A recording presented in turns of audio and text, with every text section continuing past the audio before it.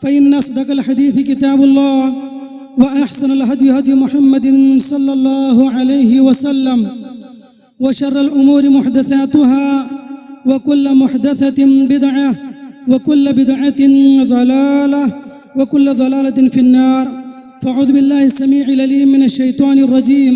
بسم الله الرحمن الرحيم. قال الله سبحانه وتعالى: لقد من الله على المؤمنين إذ بعث فيهم رسولا من أنفسهم يتلو عليهم آياته ويزكيهم ويعلمهم الكتاب والحكمة وإن كانوا من قبل لفي ضلال مبين. وقال النبي صلى الله عليه وسلم: البخيل الذي من ذكرت عنده فلم يصلي عليه.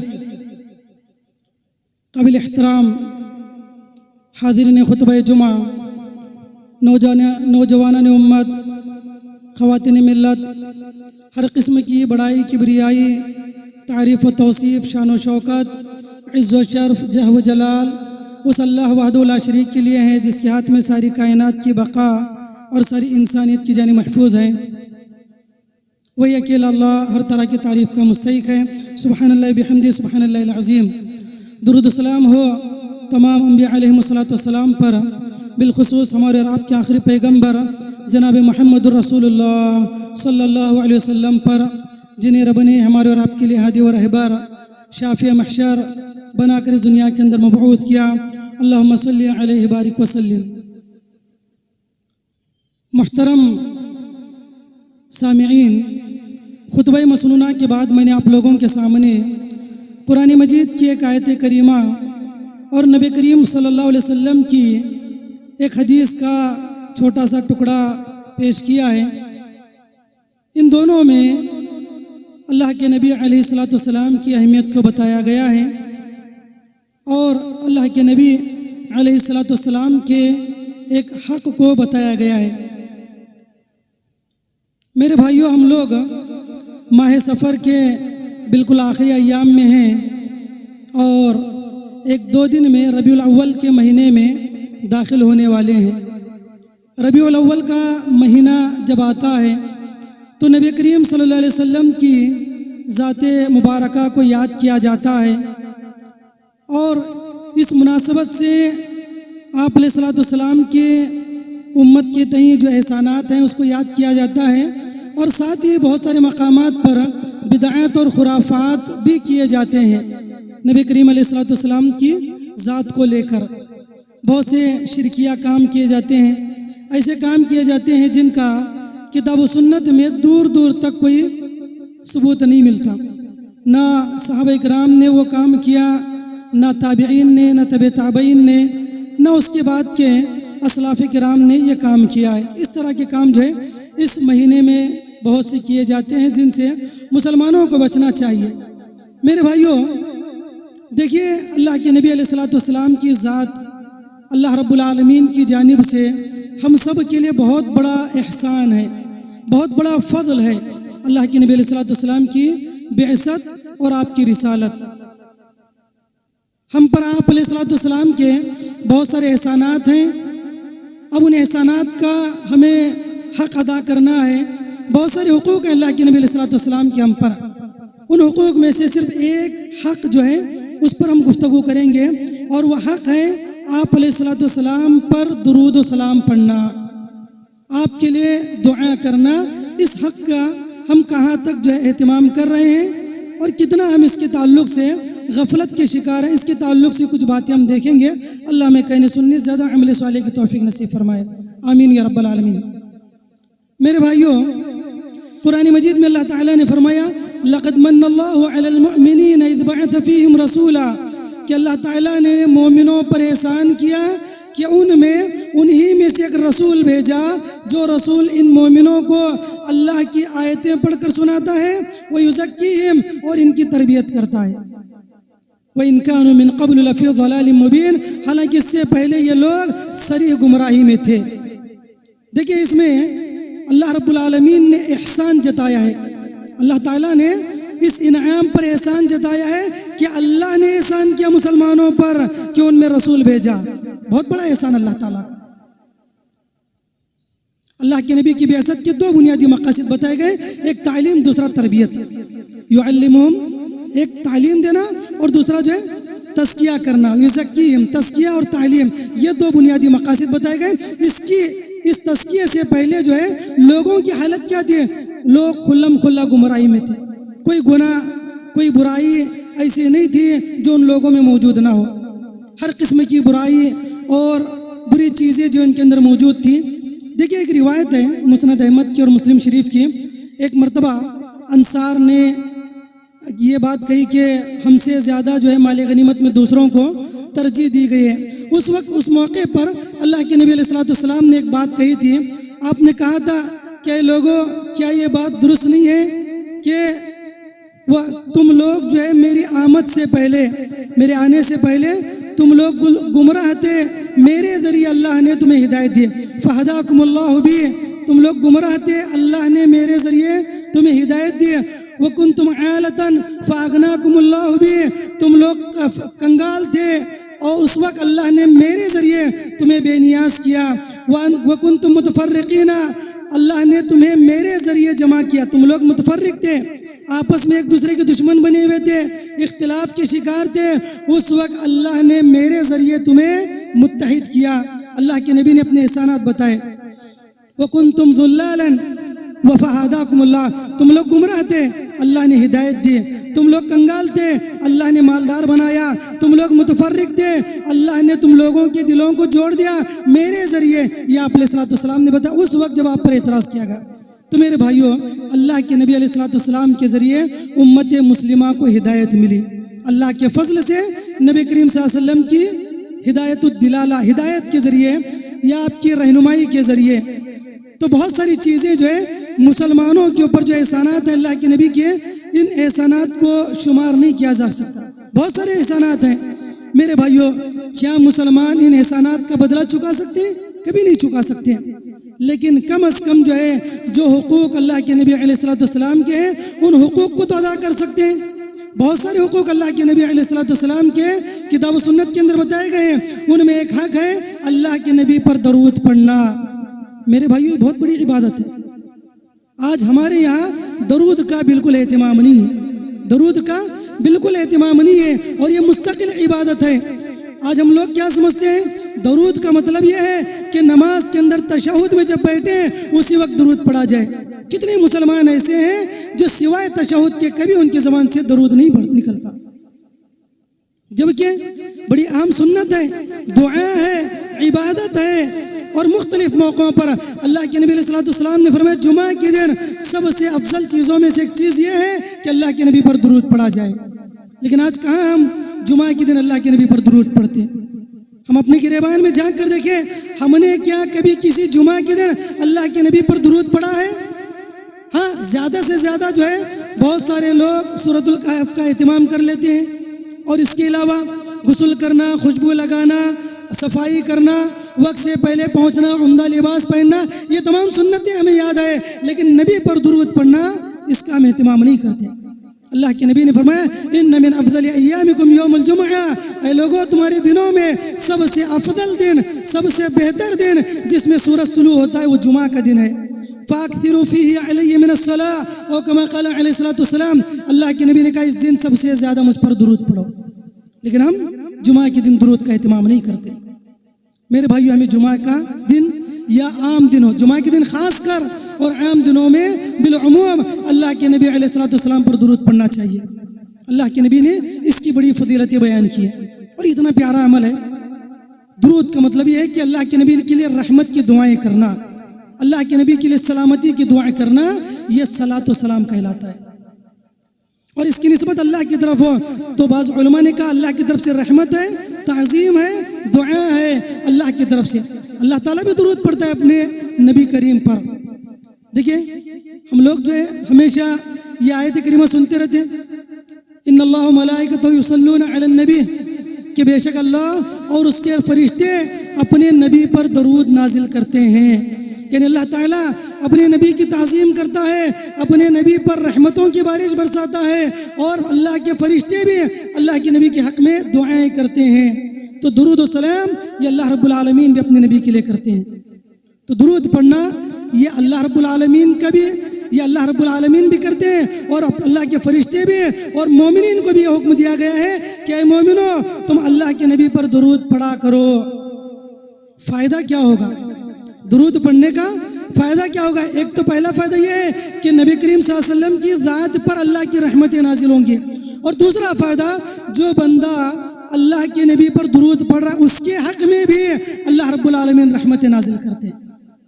ایک حدیث ہے، حضرت عبداللہ ابن ابی طلحہ اپنے والد سے روایت کرتے ہیں، ایک مرتبہ اللہ کے نبی علیہ السلام آئے، جاء النبی صلی اللہ علیہ وسلم والبشر یرا فی وجہہ، اللہ کے نبی بڑے حشاش بشاش چہرے کو بشاشت کے ساتھ جو آ رہے ہیں، تبسم کے ساتھ، مسکراہٹ کے ساتھ آپ آ رہے ہیں۔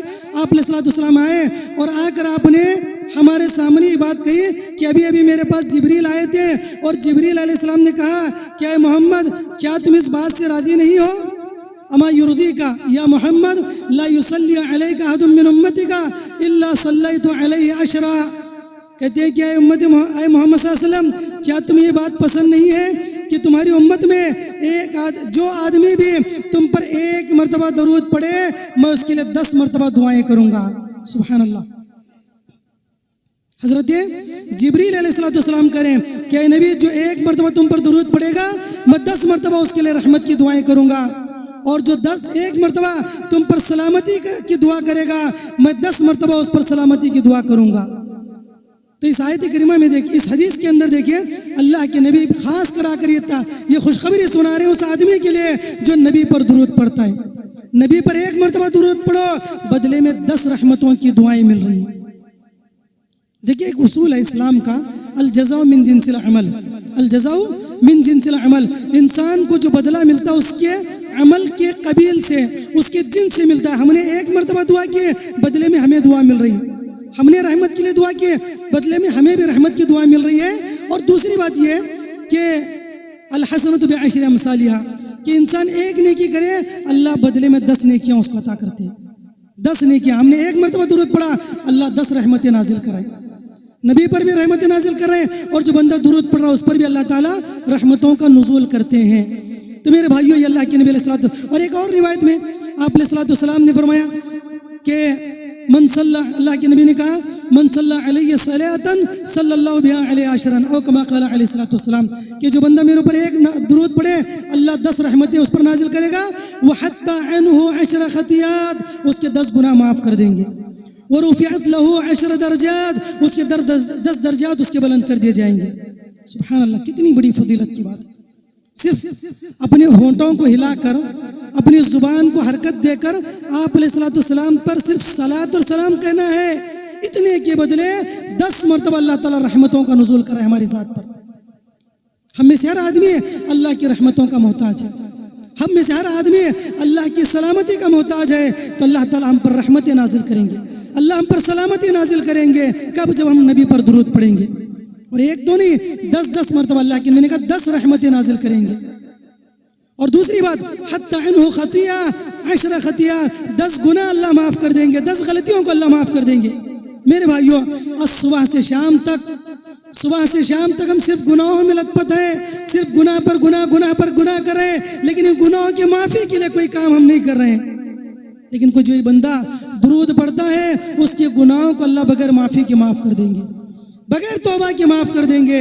جو گناہ بندے سے ہوئے اس درود کی برکت سے اللہ بغیر توبہ کے گناہ کو معاف کر دیں گے، 10 گناہوں کو اللہ معاف کر دیں گے، اور اس کے درجات کو بھی اللہ بلند کر دیں گے، اس کے مقام کو اللہ تعالیٰ بڑھا دیں گے۔ تو یہ بڑی فضیلت والا عمل ہے کہ انسان کے 10 گناہ معاف ہو جاتے ہیں۔ انسان کو چاہیے کہ اس کا اہتمام کرے۔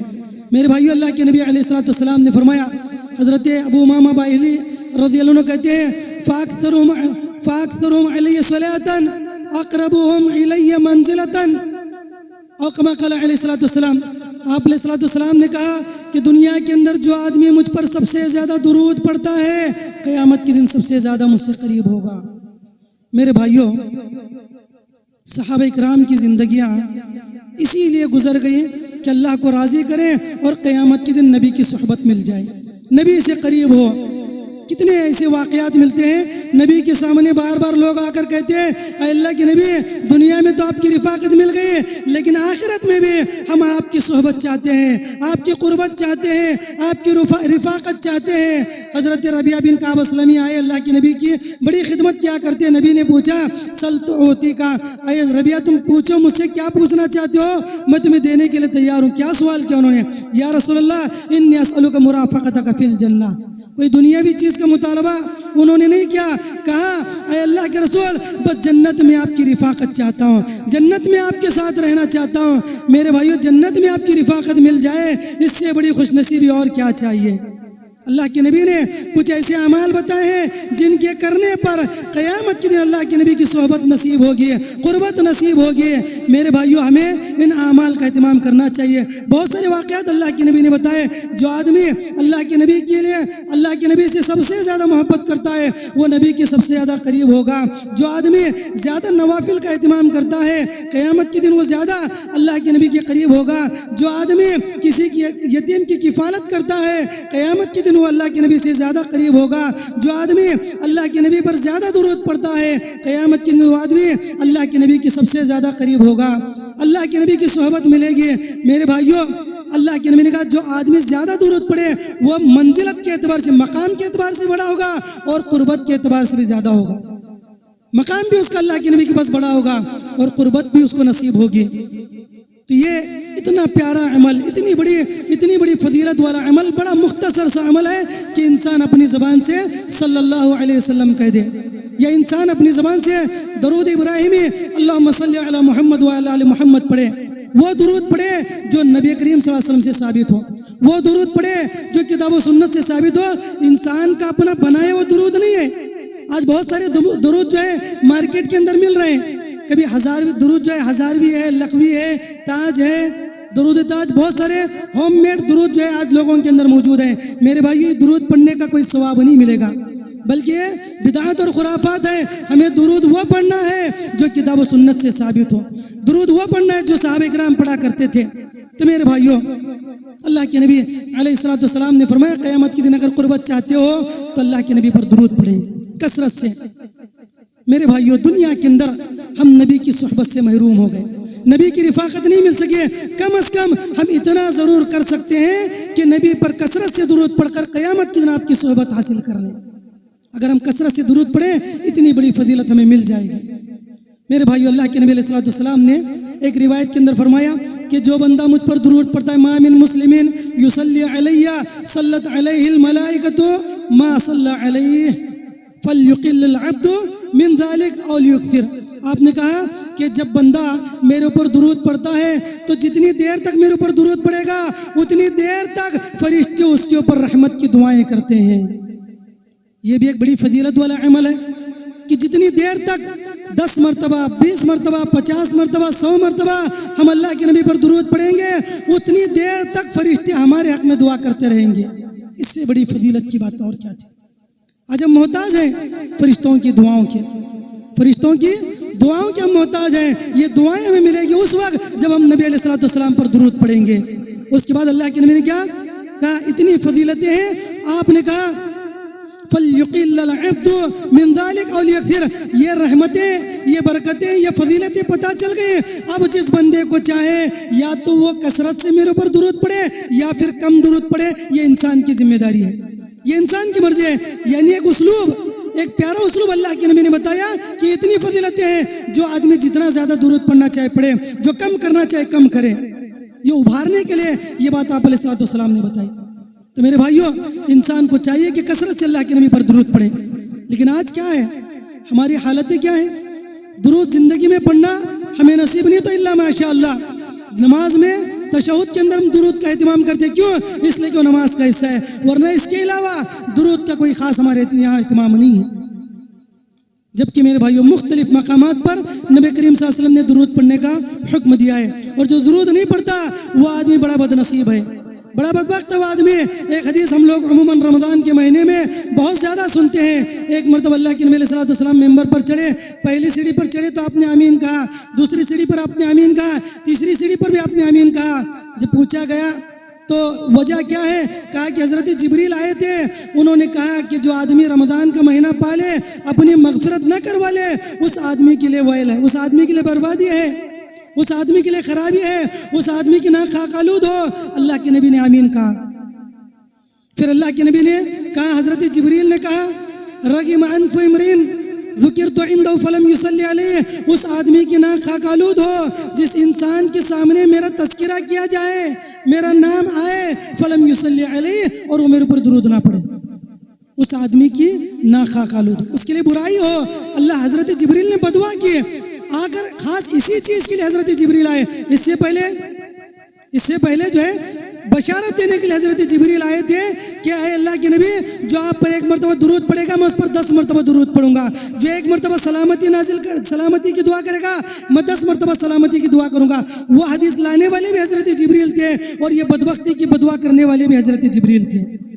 تو نبی کے لیے اس قدر جو اہتمام کیا کرتے تھے حضرت جبریل علیہ السلام، اور جب حضرت جبریل آتے خود بھی سلام کیا کرتے حضرت جبریل کو، اور اللہ تعالیٰ کا بھی سلام لے کر آیا کرتے تھے۔ تو حضرت جبریل جو ہے خوشخبری سنانے والے بھی ہیں اور بدبختی کی نذیر سنانے والے بھی ہیں، اس کی جو ہے ڈرانے والے بھی ہیں۔ تو حضرت جبریل نے کہا اس آدمی کے لیے برا ہو جو آدمی نبی کا نام سن کر بھی آپ پر درود نہ پڑے۔ میرے بھائیو، کتنا وزنی چیز ہے، صرف اپنی زبان کو ہلا کر صلی اللہ علیہ وسلم کہنا، یا عام اوقات میں صبح کی نماز کے بعد، مغرب کی نماز کے بعد جو ہے، یا چلتے پھرتے اپنے کام کرتے ہوئے مارکیٹ میں ہو کہیں بھی ہو، صلی اللہ علیہ وسلم کہنا، اللہم صلی علی محمد کہنا۔ تو اتنی سی چیز جو ہے آج ہمارے اندر نہیں ہے۔ اللہ کے نبی نے کہا وہ آدمی بدبخت ہے جس کا سامنے میرا ذکر کیا جائے اور وہ درود نہ پڑھے۔ ایک اور روایت میں آپ علیہ الصلوۃ والسلام نے فرمایا، ہم لوگ سمجھتے ہیں وہ دنیا کے اندر کہتے ہیں وہ آدمی بڑا بخیل ہے، مساجد کے لیے خرچ نہیں کرتا، غربا و مساکین کے لیے خرچ نہیں کرتا، مدارس کے لیے خرچ نہیں کرتا، یا اپنی رشتہ داروں پر خرچ نہیں کرتا، ہم کہتے ہیں وہ آدمی بڑا بخیل ہے۔ اللہ کے نبی نے کہا بڑا بخیل وہ آدمی ہے، البخیل الذی اذا ذکرت عنده فلم یصلی علیہ، وہ آدمی بخیل ہے جس کے سامنے میرا ذکر کیا جائے اور وہ میرے پر درود نہ پڑے۔ یعنی درود نہ پڑھنا یہ بھی بخیلی ہے، یہ بھی کنجوسی ہے کہ آدمی نبی کا نام سن کر بھی درود نہ پڑے۔ تو میرے بھائیو، صرف بخیلی کا مطلب یہ نہیں کہ مال نہ خرچ کریں، بلکہ اپنی زبان کو نہ خرچ کرنا یہ بھی بخیلی ہے۔ اللہ کے نبی نے اس کے لیے بعض روایتوں میں بدعا کی ہے اور بعض روایتوں میں مذمت بیان کی ہے، برا ہے ایسا آدمی۔ ایک اور روایت میں اللہ کے نبی علیہ الصلوۃ والسلام نے فرمایا کہ ما جلس قوما، جو کوئی آدمی لوگوں کے ساتھ بیٹھ جائے، لم یذکرون اللہ فیہ ولا یصلون علیہ، کہ لوگ کسی مجلس کے اندر بیٹھ جائے اور اس میں دنیا بھر کی باتیں کریں لیکن اللہ کا ذکر نہ کرے، نبی پر درود نہ پڑے۔ اللہ کے نبی علیہ الصلوۃ والسلام نے کہا کہ کان علیہم ترتن، یہ مجلس ان کے لیے شرمندگی کا باعث ہو سکتی ہے، ندامت کا باعث ہو سکتے ہیں۔ اب اللہ رب العالمین کے ذمے ہے، کانا عذبہم او غفر لہم، چاہے تو اللہ ان کو عذاب دے، چاہے تو اللہ ان کو بخش دے۔ تو میرے بھائیوں، معلوم یہ ہوا مجلسوں کے اندر بھی اللہ کا ذکر ہونا چاہیے، نبی کریم صلی اللہ علیہ وسلم پر درود پڑھا جانا چاہیے۔ جس مجلس میں نبی پر درود پڑھا جائے اس مجلس کے اندر برکتوں کا نزول ہوتا ہے، رحمتوں کا نزول ہوتا ہے، سلامتی کا نزول ہوتا ہے۔ اور جس مجلس میں اللہ کا ذکر نہ ہو، نبی پر درود و سلام نہ ہو، وہ مجلس ہمارے لیے قیامت کے دن جو ہے پچھتاوے کا باعث بن جائے گی، ندامت کا باعث بن جائے گی۔ تو اس لیے ہم لوگوں کو چاہیے کہ مجلس چاہے چھوٹی ہو چاہے بڑی ہو، اس میں اللہ کا ذکر ضرور کریں، اللہ کے نبی پر درود ضرور جو ہے پڑھیں۔ تو میرے بھائیو، بہت ساری حدیثیں ہیں جس کے اندر درود کی فضیلتیں بیان کی گئی ہے اور نہ پڑھنے والوں کی مذمت بیان کی گئی ہے۔ میرے بھائیو، بہت سارے اوقات ہیں جس میں درود پڑھنا ہے، جیسے جمعہ کے دن ہے، اللہ کے نبی نے کہا جمعہ کے دن جو ہے درود پڑھنا چاہیے، کثرت سے درود پڑھنا چاہیے، اس لیے کہ افضل دن ہے۔ افضل دن کے اندر جو ہے کبھی اللہ کے نبی کو بھولنا نہیں چاہیے، فراموش نہیں کرنا چاہیے۔ اللہ کے نبی کے ہم پر بے شمار احسانات ہیں۔ تو جمعہ کے دن جو ہے درود کا اہتمام کرنا چاہیے۔ اور ایک دوسری چیز، جب بھی ہم اذان سنیں تو اذان سننے کے بعد بھی نبی پر درود پڑھنا چاہیے، نبی پر درود پڑھنا چاہیے۔ حدیث اللہ کے نبی نے فرمایا اذا سمعتم المؤذن فقولوا مثل ما يقول ثم صلوا علی فإن صلاتكم معروضة علی، اور کما قال علیہ الصلوۃ والسلام، اللہ کے نبی نے کہا اے لوگوں، جب تم مؤذن کو اذان دیتے ہوئے سنو، اذا سمعتم المؤذن فقولوا مثل ما يقول، تم وہ جملے کہو جو جملے وہ کہہ رہے ہیں، ثم صلوا علی، پھر میرے اوپر درود پڑھو، اس لیے کہ تمہارا درود مجھ پر پہنچایا جاتا ہے۔ تو اس حدیث میں آپ علیہ الصلوۃ والسلام نے دیکھی، یہاں پر ایک چیز یہ ہے کہ بہت سارے لوگ جو درود اذان سے پہلے پڑھتے ہیں، بہت ساری مساجد میں اذان سے پہلے درود پڑھا جاتا ہے، جبکہ حدیث یہ کہی ہے کہ اذان کے بعد مجھ پر درود پڑھو۔ حدیث کے الفاظ ہے اذا سمعتم المؤذن فقولوا مثل ما يقول ثم صلوا علی، کہ جب تم اذان سنو، مؤذن کو سنو، ان کلمات کو دہراؤ جو کلمات وہ کہہ رہا ہے، ثم صلوا علیہ، پھر اس کے بعد میرے اوپر درود پڑھو۔ ثم کا یہ جو لفظ ہے عربی زبان میں ترتیب کے لیے آتا ہے کہ ایک کام کے بعد دوسرا کام کیا جائے۔ تو پہلا کام یہ ہے کہ مؤذن کے کلمات کو دہرایا جائے، ثم صلوا علیہ، پھر اس کے بعد نبی پر درود پڑھا جائے۔ یہ نہیں کہ پہلے مائک میں نبی پر درود پڑھا جائے پھر بعد میں اذان دیا جائے، یہ خلاف شرع ہے، یہ سنت کی مخالفت ہے۔ تو جب ہم اذان سنیں، جمعہ کے دن جو ہے کثرت سے ہم درود پڑھیں، اذان سننے کے بعد جو ہے اذان کی جو دعا ہے اس سے پہلے درود پڑھیں۔ اس کے علاوہ جب بھی آپ علیہ الصلوۃ والسلام کا نام آئے تو ہم جو ہے دعا چاہے وہ دروس میں ہو یا عام اوقات میں ہو، مجلسوں میں ہو یا کتابوں میں ہم نے اللہ کے نبی کا نام پڑھ لیا، کسی بھی وقت ہو نبی کا نام آ گیا، ہم اللہ کے نبی علیہ الصلوۃ والسلام پر درود پڑھیں۔ اسی طرح جو ہے میرے بھائیو، اللہ کے نبی جب ہم دعائیں کر رہے ہیں، عام دعائیں جو ہے چاہے وہ نماز کے اندر دعائیں ہو، نوافل میں تشہد کے اندر ہو، یا پھر جو ہے ہم لوگ ہاتھ اٹھا کر اللہ کے نبی علیہ الصلوۃ والسلام کے لیے دعا کر رہے ہیں، تو اس وقت جو اللہ کے نبی کے لیے دعا کریں۔ ایک شخص اللہ کے نبی کے پاس آیا، مطلب مسجد کے اندر آیا اور آ کر جو ہے اس نے نماز پڑھی اور دعا کرنے لگ گیا، اور اس نے اللہ کے نبی پر درود نہیں پڑھی۔ اللہ کے نبی علیہ الصلوۃ والسلام نے اس سے کہا کہ دیکھو، جب تم میں سے کوئی آدمی نماز پڑھ کر نماز پڑھ لے تو اس کو چاہیے کہ پہلے اللہ کی تعریف کرے، پھر اس کے بعد اللہ کے نبی پر درود پڑھے، پھر اس کے بعد اپنی ذات کے لیے جو مانگنا ہو مانگ لے۔ یہ صحیح طریقہ ہے دعاؤں کی قبولیت کے لیے اور دعا کے آداب میں سے۔ تو اللہ کے نبی نے اس بندے کے بارے میں کہا عجل ھذا، اس مصلی نے بڑی جلدی کی، اس آدمی نے بڑی جلدی کی۔ کہا دعا کا طریقہ یہ نہیں ہے، دعا یہ ہے کہ پہلے اللہ کی تعریف کی جائے، نبی پر درود پڑھا جائے، پھر اس کے لیے ہمیں جو چیز مانگنی ہو وہ مانگی جائے۔ یہ جو آپ علیہ الصلوۃ والسلام نے طریقہ بتایا ہے۔ اسی طرح ایک مرتبہ جو ہے صاحب رسول کہتے ہیں کہ میں مسجد گیا، نماز پڑھ رہا تھا، اس وقت اللہ کے رسول صلی اللہ علیہ وسلم، حضرت ابوبکر صدیق، عمر بن خطاب جو ہے بیٹھے ہوئے تھے۔ میں نے دعا کرنی شروع کی، نماز میں پڑھا، دعا کرنی میں نے شروع کی تو پہلے میں نے اللہ کی تعریف کی، اس کے بعد جو ہے میں نے اللہ کے نبی پر درود پڑھا، پھر اس کے بعد جو ہے میں دعا کرنے لگا۔ اللہ کے نبی نے 2 مرتبہ کہا سل تعطا، سل تعطا۔ آپ نے کہا کہ جو مانگنا مانگو، اللہ تمہاری دعا قبول کرے گا، جو مانگنا ہے مانگو، اللہ تمہیں عطا کرے گا۔ کیوں؟ اس لیے کہ جو ادب ہے دعا کا، اس ادب کو اس نے ملحوظ رکھا ہے۔